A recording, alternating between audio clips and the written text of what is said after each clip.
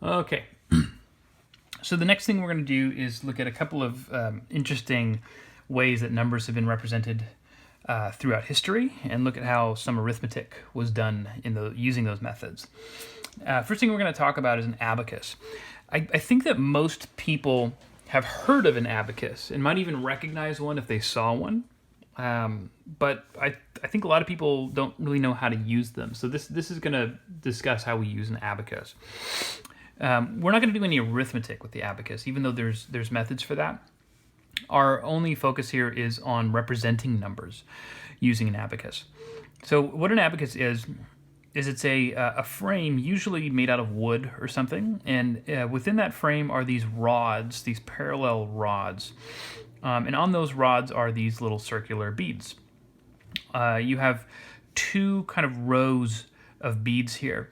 You have the lower portion of this abacus, and you'll notice that each rod has a total of 4 beads in this lower portion, and then this upper portion has 1 bead on each rod. And then in the middle you have this part of the frame that sort of divides these 2 rods into these parts. Each rod represents a power of 10. And so that's what you're seeing down here, 10 to the power of 0, 10 to the first, 10 to the second. So this is like ones place, tens place, hundreds place, thousands place, 10,000ths place. And what we're doing with these beads is we're using them to represent digits. The beads on the bottom, where you have 4 beads cumulatively, are counted as ones. And the beads up here are counted as 5s, 5 times whatever your place value is. The way that you activate a bead, so in other words, the way that you determine how many beads are being used to represent a number in a particular place value, is you slide them towards this center bar. So right here you see one bead has been slid towards this center bar from down below, and the one bead that was up here in this upper portion was slid towards the bar. And so these 2 beads are activated because they're both against this bar right here. Looking in the 10 to the ones place, none of the beads are activated. They're all pushed away from that center bar. Here for 10 squared, we have these 2, I'll call them ones beads, slid toward the bar, and this 5s bead slid towards the bar. So all 3 of those are activated. Now, how do we interpret a number using this abacus? So for that, I'd like to look at an example. Here's an example of an abacus, and remember, just for reference, I'm going to write those powers of 10 down here just to help remember what they are. Okay. And we're looking for each place value, which beads are activated, which ones are moved towards the bar. In my 10 to the 4th place, none of them are slid towards that bar.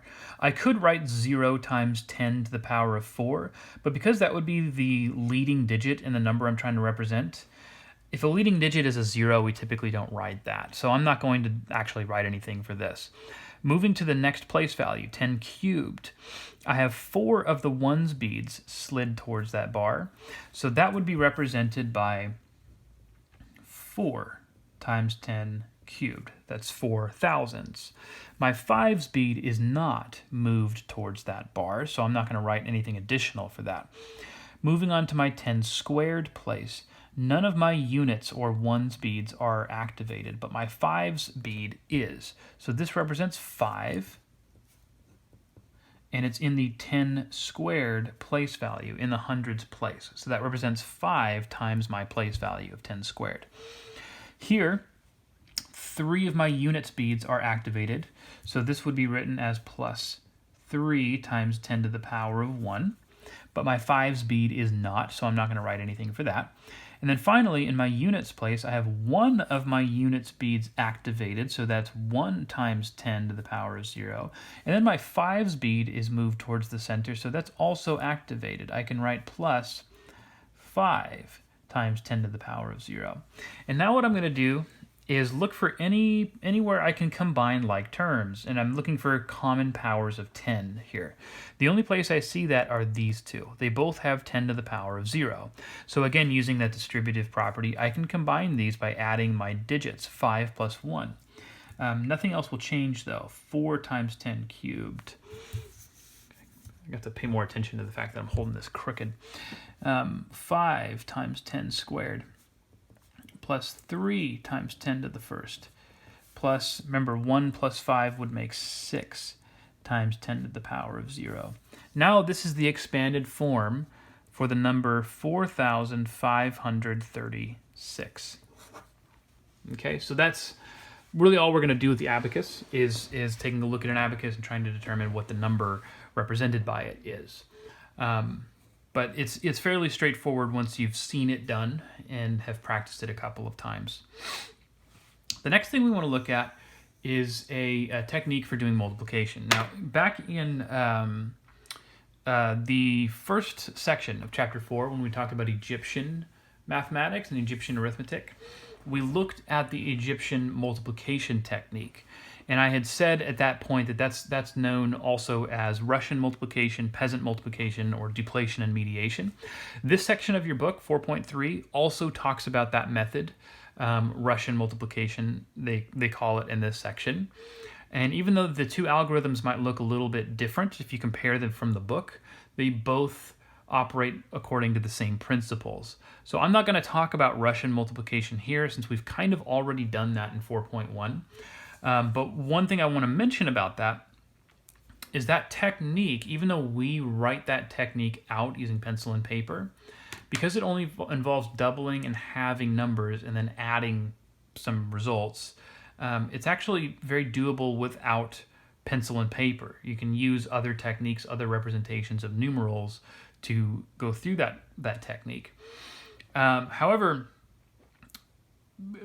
that was good for back in the time of the Egyptians, because at that point in time, paper was not readily available. Paper and writing utensils were not readily available, and a lot of people weren't even literate, so there wouldn't be a reason for them to have to write anything. So historically, methods for doing arithmetic that involved writing were not employed as often as those other techniques. However, as paper became more available throughout history, and people became more generally literate, techniques that involved writing things on a piece of paper sort of took over. And one of those techniques for multiplication is something that we call lattice multiplication. I'm going to show you how lattice multiplication works, and I'm not going to explain why it works. The next two methods that we're going to use to wrap up section 4.3 are interesting methods. One is for multiplication, this one. The other one is for subtraction. And I'm not going to explain how either of those work, because I'd really like you to think about it. I'd like you to look at this process and see if you can come up with an explanation in your own mind as to why this thing is working the way that it is. It's a good exercise to sort of ponder over that. So, lattice multiplication. How does this work? I want to try and multiply 439 times 48. And I recognize this as a 3-digit number times a 2-digit number. What I'm going to do is construct a box which has the same number of columns as this has digits, and the same number of rows that this has digits. So I'm going to make a 3x2 box, or a 2x3 box, if you think of it as rows by columns. Here we go. Okay. 3 columns, 2 rows. And the reason I'm making these number of columns and rows is because the number 439 is going to be written along the top, 1 digit over each column. And then 48 is going to be written vertically off to the right, just like this. Okay? Now what I'm going to do is I'm going to take each of these 6 little boxes that I've created, and I'm going to put a diagonal line going from the top right to the bottom left, just like this. Okay? And what we're building here is called a lattice. This is our lattice. Now, within each of these 6 boxes, we're going to write some numbers, and those numbers are going to come from multiplying whichever number represents its column and whichever number represents its row. For example, in this upper right-hand box right here, I have a 9 in that column and a 4 in that row. So I'm going to do 9 times 4. 9 times 4 is 36. I'm going to write the tens digit up here and the ones digit down here. So now it says 36. Okay? I'm going to do the same thing in all of these boxes. So here we have 9 times 8. That's 72. Up here I have 3 times 4. That's 12. 1, 2. Down here I have 3 times 8. That's 24. Over here I have 4 times 4. That's 16. And now I have 4 times 8, which is 32. Okay, and I'm going to show you what to do next, but I want to comment on something really quickly. In this case, all of the numbers that I got were 2-digit numbers, 72, 36, 12, so on and so forth. But depending on what numbers I'm multiplying together, it's possible to get 1-digit numbers out of this. For example, if I had this 3 here, and maybe if this were a 2, 3 times 2 is 6. What do I write in this box if my answer is just 6? Well, I would give that 6 a leading 0, and I would write 0, 6. So sometimes you're putting a 0 in the tens place if you're getting a 1-digit number. I just wanted to comment on that since we're not seeing that in this example. Okay, now the next thing I'm going to do is notice that these diagonal lines that I've drawn in here have created these slanted rows that you can kind of envision here. What I'm going to do is add up all the numbers in each of those slanted rows. Now this row here only has a 2 in it, so I'm going to write a 2 here. This slanted row here has 6 plus 7 plus 4. That's 17. Okay, I'm not going to write 17. What I'm going to do is write 7, and then I'm going to take the 1 from 17 and carry it up into this next row. Now I have 1 plus 3 plus 2 plus 2 plus 2 all throughout this row. That's 10. 6 plus 3 plus 1, that's 10. 0 from 10 goes here. We carry a 1 here. Now I do the same thing in this row. 1 plus 1 plus 6 plus 3, that's 11. Put a 1 here, carry a 1 in this next row, and then I have 1 plus 1, which is 2. Notice how we've kind of wrapped around the side here. What do I do with that?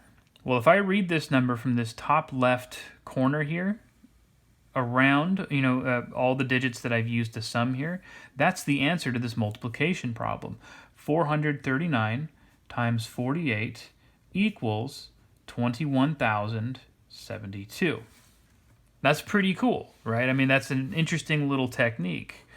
So I'll kind of circle that so you can see this was my answer right here. And again, this technique is not, I wouldn't really say that it's faster than the way you normally do multiplication. I actually think it's a little bit slower because it involves drawing this little box, and there's not any less steps than you would normally do. But it is kind of an interesting way of organizing your digits and seeing the multiplication come out. When you see it for the first time, it kind of looks like a magic trick. But if you spend some time thinking about it, you should be able to recognize that what we're doing here is actually just kind of another version of how we already multiply numbers. It's not as magical as it initially looks. Okay. One thing I do want to comment on, there's something in your book that's discussed in this section that we're not going to cover here, and it's something called Napier rods. Napier rods are a tool or a set of tools that were used for multiplying numbers, but the underlying principle on how Napier rods works is lattice multiplication. So there's not really much there that's new for us to talk about, having already talked about lattice multiplication. It's more just kind of showing you how those tools were worked to do that, or how those tools were used to do these kinds of multiplication problems. So we're skipping that discussion, and we're going to move on to the last topic, which is a subtraction technique called the nines complement method. And this is an interesting one. I like this one. So what is the nines complement method? First of all, we need to talk about what a complement of 9 is. A complement of 9 is if you have some positive integer, I'm going to call it n, and it's less than or equal to 9. So it could be 0. In fact, I shouldn't say positive integer, I should say non-negative. N could be 0. It could be 0, 1, 2, 3, 4, 5, 6, 7, 8, 9. It could be any of those digits. The complement of that integer is whatever number I would have to add to it to create 9. So for example, if I'm given a 1, its 9's complement is 8, because 8 is the number that you can add to 1 to get 9. The 9's complement of 2 would be 7. They add up to 9, right? Another way of thinking of 9's complements is if I'm looking for the 9's complement of 2, I can just subtract 2 from 9. So 9 minus n in general is how you find a 9's complement. Okay, how do we use this technique for subtraction? And again, I'm not going to explain why this technique works. Instead, I'm going to let you ponder it because it's a really good exercise to try and figure out what's going on here. So we're going to do a subtraction problem down here. I'm just going to show you the example. 4,064 minus 518. What we're going to do is follow this 4-step procedure. So step 1, align the digits as you would in standard subtraction. So in other words, write this vertically. 4,064 minus 518. Okay? This is how we would normally write it. So this is step 1. Step 2, add leading zeros if necessary in the subtrahend so that both numbers have the same number of digits. Notice in my example, my number on top is a 4-digit number, and my number on the bottom is a 3-digit number. The subtrahend is this number down here, the number that I'm subtracting from this, which we call the minuend. So I don't have the same number of digits. I add a leading 0, which is this guy right here. Okay, that's step 2. What is step 3? Replace each digit in the subtrahend with its 9's complement. So the subtrahend, again, is this number down here. What I'm going to do is rewrite this. Notice it's not asking me to change the number on top, the minuend. I'm changing the subtrahend. So what is the 9's complement of 0? Remember, that's whatever I would add to 0 to create 9. Or alternatively, 9 minus 0. 9 minus 0 is 9. Okay? What's the 9's complement of 5? It would be 4. 9's complement of 1, it would be 8. And the 9's complement of 8 would be 1. Okay, so that was step 3. I've converted all of the digits in my subtrahend into their 9's complements. And then there's actually one more step. Step 3, we're supposed to add these. 4 plus 1, that's 5. 6 plus 8, that would be 14. We carry a 1 here, that's going to give me 5. And then 4 plus 9 is 13. Okay? Now, step 4, it says delete the leading 1 and then add 1 to the remaining part of the sum. So what does that mean? I want to delete the leading 1, which is this right here. I want to get rid of that. Okay? Giving me 3,545. And then it says add 1 to the remaining part of the sum. We add 1 to that. 3,546. And that's where it tells us to stop. According to this method, that should be the answer to our subtraction problem. Bizarre, right? That seems like a really weird way to do subtraction, especially when you consider the fact that we didn't really subtract anything. We did addition, and somehow we end up with a correct answer. Maybe let's check and make sure that we got a correct answer. So if I do that subtraction problem, 4,064 minus 518, think about how you do that sort of subtraction. There's borrowing necessary here because I can't take 8 from 4. So I borrow from my 6, make that a 5. Then use that to change this 4 into a 14. What is 14 minus 8? 6. What is 5 minus 1?